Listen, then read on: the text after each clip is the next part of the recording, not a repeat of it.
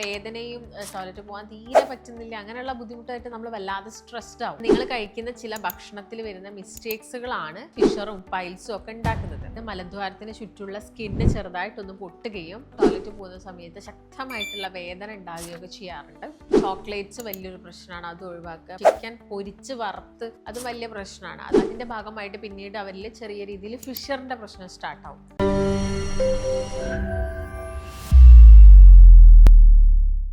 നമസ്കാരം, ഞാൻ ഡോക്ടർ ഭാഗ്യ, Q1B health കെയറിലെ Ayurveda ഡോക്ടറാണ്. പൈൽസ് വരുന്നതിന് മുൻപായിട്ട് ഒരുപാട് ആളുകളിൽ കാണിക്കുന്ന ഒരു പ്രശ്നമാണ് മലബന്ധം അഥവാ കോൺസ്റ്റിപ്പേഷൻ.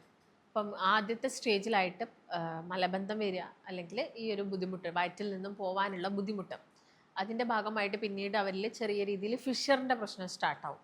അതായത് മലദ്വാരത്തിന് ചുറ്റുള്ള സ്കിന്ന് ചെറുതായിട്ടൊന്ന് പൊട്ടുകയും അവിടെ പിന്നെ അടുത്ത ദിവസമൊക്കെ ടോയ്ലറ്റ് പോകുന്ന സമയത്ത് ശക്തമായിട്ടുള്ള വേദന ഉണ്ടാകുകയൊക്കെ ചെയ്യാറുണ്ട്. പിന്നെ പതിയെ പതിയെ അവിടെ ഒരു തടിപ്പ് പോലെ വരുന്നു, പിന്നെ അത് നല്ല രീതിയിലൊരു ടാഗ് പോലെയായിട്ട് മാറുന്നു. ഇങ്ങനെയാണ് പേഷ്യൻസ് പൊതുവേ പറയുന്ന കുറച്ച് കംപ്ലയിൻറ്റ്സ്. അപ്പം നിങ്ങൾ കഴിക്കുന്ന ചില ഭക്ഷണത്തിൽ വരുന്ന മിസ്റ്റേക്സുകളാണ് ആളുകളിൽ ഈ പറഞ്ഞ ഫിഷറും പൈൽസും ഒക്കെ ഉണ്ടാക്കുന്നത്. ഇപ്പോൾ ഫിഷർ എന്ന് പറയുന്നത് ടോട്ടലി നമുക്ക് മെഡിസിൻ ഒന്നും ഇല്ലാതെ തന്നെ നല്ല രീതിയിൽ ഫുഡിൽ ചേഞ്ചസ് വരുത്തിയിട്ട് മാറ്റിയെടുക്കാൻ പറ്റുന്നതാണ്. അപ്പം അത്ര വേദനയും ടോയ്ലറ്റ് പോകാൻ തീരെ പറ്റുന്നില്ല, അങ്ങനെയുള്ള ബുദ്ധിമുട്ടായിട്ട് നമ്മൾ വല്ലാതെ സ്ട്രെസ്ഡ് ആവും. ആ സമയത്ത് വേണമെങ്കിൽ നമുക്ക് മെഡിസിൻസ് കഴിക്കാം. അല്ലാത്ത പക്ഷം നിങ്ങൾ ഭക്ഷണത്തിൽ തന്നെ നല്ല ക്രമീകരണങ്ങൾ കൊണ്ടുവരിക. അപ്പോൾ വയറ്റിൽ നിന്ന് പോവാത്തതിൻ്റെ ഒരു പ്രധാനപ്പെട്ട റീസൺ, നിങ്ങൾ നന്നായിട്ട് പ്രോട്ടീൻസ് ഒക്കെ കഴിക്കുമ്പോൾ ഫൈബർ ഉൾപ്പെടുത്തുന്നില്ല. അതായത് നിങ്ങളിപ്പം ചിക്കൻ കഴിക്കുക നന്നായിട്ട്, അല്ലെങ്കിൽ മുട്ട, ഇങ്ങനെയൊക്കെ കൂടുതൽ കഴിക്കുന്നതിൻ്റെ കൂടെ തന്നെ നിങ്ങൾ നാരുകളുള്ള ഒരു ഐറ്റംസുകളും കഴിക്കുന്നില്ല.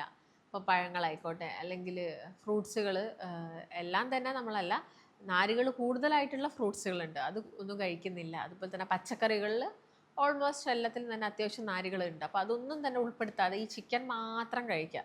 ഇപ്പോഴത്തെ കുട്ടികളൊക്കെ എടുത്ത് നോക്കുകയാണെങ്കിൽ അവർക്ക് ചിക്കൻ ഭയങ്കര ഇഷ്ടമാണ്, നന്നായിട്ട് ചിക്കൻ കഴിക്കും. അവർക്ക് ഈ മുട്ടയോ മീനോടൊന്നും വലിയ താല്പര്യമില്ല, പക്ഷെ ചിക്കൻ കഴിക്കും. വെള്ളം കുടിക്കുന്നത് കുറവായിരിക്കാം.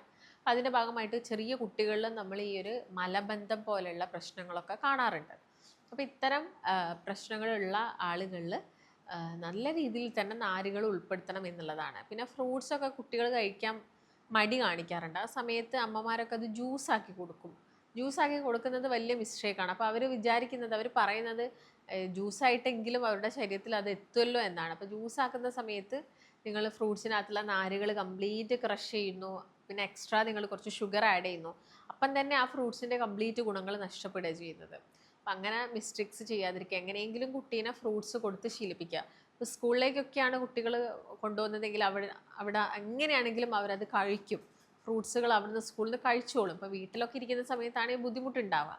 അതുകൊണ്ട് മാക്സിമം സ്കൂളിലോട്ടുള്ള ടിഫിൻ്റെ അകത്തോ അല്ലെങ്കിൽ ലഞ്ചിൻ്റെ കൂടെ തന്നെ സൈഡിൽ കുറച്ച് ഫ്രൂട്ട്സ് കട്ട് ചെയ്തിട്ട് കൊടുക്കാൻ വേണ്ടിയിട്ട് നിങ്ങൾ നോക്കുക. അപ്പം അത് ഈ കോൺസ്റ്റിപ്പേഷൻ, മലബന്ധം പോലുള്ള പ്രശ്നങ്ങളൊക്കെ കുറയ്ക്കും. അതുപോലെ തന്നെ നിങ്ങൾ നന്നായിട്ട് വെള്ളം കുടിപ്പിക്കുക. ഒരു ഗ്യാപ്പിൽ പല പല ഗ്യാപ്പുകളായിട്ട് കുട്ടികളിലാണെങ്കിലും വലിയ ആളുകളിലാണെങ്കിലും വെള്ളം കൊടുക്കുക. പിന്നെ ഈ ബിസ്ക്കറ്റുകളൊക്കെ കൂടുതൽ കഴിച്ചു കഴിഞ്ഞാൽ, മൈദയൊക്കെ കൂടുതൽ വരുന്നത്, അപ്പക്കാരം കൂടുതൽ ആഡ് ചെയ്യുന്നതൊക്കെ കഴിച്ചു കഴിഞ്ഞാലും വയറുറയ്ക്കുന്നതിന് കാരണമാവും. അപ്പം അതെന്ത് ചെയ്യണം, മാക്സിമം നമ്മുടെ ഡയറ്റിൽ നിന്ന് ഒഴിവാക്കാൻ വേണ്ടിയിട്ട് നോക്കണം. ചോക്ലേറ്റ്സ് വലിയൊരു പ്രശ്നമാണ്, അത് ഒഴിവാക്കുക. പിന്നെ ചിക്കൻ പൊരിച്ച് വറുത്ത് ഒക്കെ കൊടുക്കുന്നുണ്ട്, ഒട്ടും തന്നെ വാട്ടർ കണ്ടൻറ്റ് ഇല്ലാതെ, അതും വലിയ പ്രശ്നമാണ്. അതും കൂടുതൽ കൊടുക്കാതിരിക്കുക. എല്ലാവരും, വലിയ ആളുകളും കുട്ടികളൊക്കെ കറി വെച്ചിട്ട് മാക്സിമം എടുക്കുക. വെള്ളം നന്നായിട്ട് കുടിച്ചിരിക്കണം. പിന്നെ സ്പൈസസ്, അതായത് പൈൽസൊക്കെ വന്നു കഴിഞ്ഞാൽ ഭയങ്കര ബേണിംഗ് ആയിരിക്കും, ഭയങ്കര പുകച്ചിൽ അനുഭവപ്പെടും. അതുകൊണ്ട് തന്നെ നിങ്ങൾ കൂടുതൽ മുളക്, മല്ലിപ്പൊടി ഇതൊന്നും കൂടുതൽ യൂസ് ചെയ്യാതിരിക്കുക. പച്ചമുളക് യൂസ് ചെയ്യുക. അതുപോലെ തന്നെ കുരുമുളകാണെങ്കിൽ ചെറിയൊരു ക്വാണ്ടിറ്റിയിൽ മാത്രം യൂസ് ചെയ്യാൻ വേണ്ടിയിട്ട് നോക്കുക. പിന്നെ കുട്ടികളിലൊക്കെ ആണെങ്കിൽ പൈൽസിന് വയറ്റിന്ന് പോവാതിരിക്കുമ്പോൾ പാല് കൊടുക്കുന്നത് നല്ലതാണ്. അപ്പോൾ പാലിനകത്ത് കുറച്ച് ടീസ്പൂണ് നെയ്യ്, ഒരു 1/2 ടീസ്പൂൺ നെയ്യ് മിക്സ് ചെയ്തിട്ട് കുട്ടികളിൽ കൊടുക്കാം. അത് അവരിൽ വയറ്റിന്ന് നന്നായിട്ട് പോകും. പിന്നെ ചില ആളുകളിൽ നേന്ത്രപ്പഴം എടുക്കുന്നതും അവിൽ കഴിക്കുന്നതൊക്കെ വയറിൽ ഇങ്ങനെ മോഷൻ പോകാനൊരു തടസ്സം ഉണ്ടാക്കാറുണ്ട്. അപ്പോൾ അതൊക്കെ എന്ത് ചെയ്യുക, ആ സമയത്ത് ഒഴിവാക്കുക. പിന്നെ നേന്ത്രപ്പഴം കൊടുക്കുമ്പോൾ കുറച്ച് നെയ്യിൽ മിക്സ് ചെയ്തിട്ട് വാട്ടി കൊടുക്കുകയാണെങ്കിൽ വലിയ പ്രശ്നങ്ങൾ വരില്ല. പക്ഷെ ആ സമയത്ത് അവർ പഞ്ചസാരയൊക്കെ ആഡ് ചെയ്തിട്ടാണ് കഴിക്കുക. അതൊരു വലിയ മിസ്റ്റേക്കായിട്ട് മാറുന്നത്. അങ്ങനെ കൊടുക്കണ്ട. ജസ്റ്റ് നേന്ത്രപ്പഴം നെയ്യിൽ വാട്ടിയിട്ടോ സ്റ്റീം ചെയ്യിപ്പിച്ചിട്ടോ ഒക്കെ കുഞ്ഞുങ്ങളിൽ കൊടുക്കുക. അതുപോലെ തന്നെ മധുരക്കിഴങ്ങ് സ്റ്റീം ചെയ്തിട്ട് 1-2 പീസ് എല്ലാവരും, വലിയ ആളുകളാണെങ്കിലും നന്നായിട്ട് കഴിക്കാൻ വേണ്ടിയിട്ടൊക്കെ ഒന്ന് പ്രത്യേകം നോക്കുക. മോരുകറി എടുക്കുക. യോഗട്ട് യോഗട്ട് നല്ലതാണ്. പ്ലെയിൻ യോഗട്ടൊക്കെ, ഗ്രീക്ക് യോഗട്ട് വയറിൻ്റെ പ്രശ്നങ്ങളൊക്കെ കുറച്ചെടുക്കാൻ വേണ്ടിയിട്ട് കൊടുക്കുക. പൈൽസുള്ള ആളുകൾക്കൊക്കെ ഇത് കാര്യങ്ങളൊക്കെ ചെയ്യാം. പിന്നെ വയറ്റുന്ന നല്ല രീതിയിൽ മോശം പോവാൻ ചേന ഹെൽപ്പ് ചെയ്യും. നമ്മൾ പച്ചക്കറികളിലെ ചേനയും തൈരോ ചേനയും മോരൊക്കെ ഇട്ടിട്ട് കറി വെച്ചിട്ടൊക്കെ കഴിക്കുകയാണെങ്കിൽ അങ്ങനെ കഴിച്ചാൽ മതി.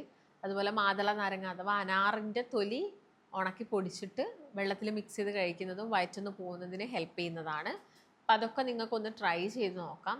അപ്പം കോൺസ്റ്റിപ്പേഷൻ എന്ന് പറയുന്നത് നമ്മൾ ഇങ്ങനെ വരുന്ന സമയത്ത് വേഗം പോയിട്ട് ഒരു മെഡിസിൻ വാങ്ങി കഴിച്ച് കോൺസ്റ്റിപ്പേഷൻ റിലീവ് ആക്കരുത്. നിങ്ങൾ എല്ലാ ദിവസവും ഫുഡ് ഹാബിറ്റ്സിലൊക്കെ നല്ല ചേഞ്ചസ് വരുത്തുക. മാറ്റങ്ങൾക്കനുസരിച്ചിട്ടാണ് നിങ്ങൾ എന്ത് ചെയ്യേണ്ടത്, ബാക്കിയുള്ള കാര്യങ്ങൾ ആഡ് ചെയ്യേണ്ടത്. അതായത് ഇപ്പോൾ നിങ്ങൾക്ക് നല്ല വേദനയും ബുദ്ധിമുട്ടുള്ള സമയത്ത് നിങ്ങളൊരു ചിക്കനോ ഒക്കെ കഴിക്കുകയാണെങ്കിൽ അടുത്ത ദിവസം നിങ്ങൾക്ക് അതിലും ബുദ്ധിമുട്ട് കൂടുക ചെയ്യുക. അപ്പോൾ അങ്ങനെയുള്ളൊരു സിറ്റുവേഷൻ ക്രിയേറ്റ് ചെയ്യാതിരിക്കുക. നല്ല ബുദ്ധിമുട്ടുള്ള ദിവസങ്ങളിൽ അങ്ങനത്തെ പ്രോട്ടീൻസും കാര്യങ്ങളൊക്കെ ഒഴിവാക്കുക, സ്പൈസസ് ഒഴിവാക്കുക, വെള്ളം നന്നായിട്ട് കുടിക്കുക. അതിങ്ങനെ നമ്മൾ ശരിക്കും എന്താണ് കംപ്ലീറ്റ് ആയിട്ട് നമുക്ക് പൈൽസ് പോവുമെന്ന് വെച്ച് കഴിഞ്ഞാൽ വന്നുകൊണ്ടേയിരിക്കും. നമ്മൾ ഭക്ഷണ രീതി മാറിക്കഴിഞ്ഞാൽ ഇത് വീണ്ടും വീണ്ടും വരാനുള്ള ചാൻസസ് ഉണ്ട്. അതുകൊണ്ട് കൺട്രോൾ ചെയ്ത് പോകാനാണ് നിങ്ങളെല്ലാവരും മാക്സിമം നോക്കേണ്ടത്. ഫുഡ് കൺട്രോൾ ചെയ്യുന്ന സമയത്ത് തന്നെ നല്ല മാറ്റങ്ങൾ വന്നോളും. പിന്നെ സിറ്റ്സ് ബാത്ത് ചെയ്യുക, ചൂടുവെള്ളത്തിൽ ഉപ്പിട്ടിട്ട് ഇരിക്കുക 2-3 നേരം. അത് ചൊറിച്ചിലൊക്കെ ആ ചെറിയ തടുപ്പൊക്കെ ഒന്ന് കുറയ്ക്കുന്നതിനൊക്കെ ഹെൽപ്പ് ചെയ്യും. അപ്പോൾ ഇതാണ് പൈൽസ് ഉള്ള ആളുകൾ അല്ലെങ്കിൽ കോൺസ്റ്റിപ്പേഷൻ വരുമ്പോൾ ചെയ്യേണ്ട പ്രധാനപ്പെട്ട കുറച്ച് കാര്യങ്ങൾ. അപ്പോൾ നിങ്ങൾക്ക് ഇങ്ങനത്തെ എന്തെങ്കിലും ബുദ്ധിമുട്ടുണ്ട്, ഒരു കൺസൾട്ടേഷൻ വേണമെങ്കിൽ താഴെ കാണുന്ന നമ്പറിൽ കോൺടാക്റ്റ് ചെയ്യാം. മറ്റൊരു നല്ല ഹെൽത്ത് ടോപ്പിക്കായിട്ട് വീണ്ടും കാണാം. നന്ദി.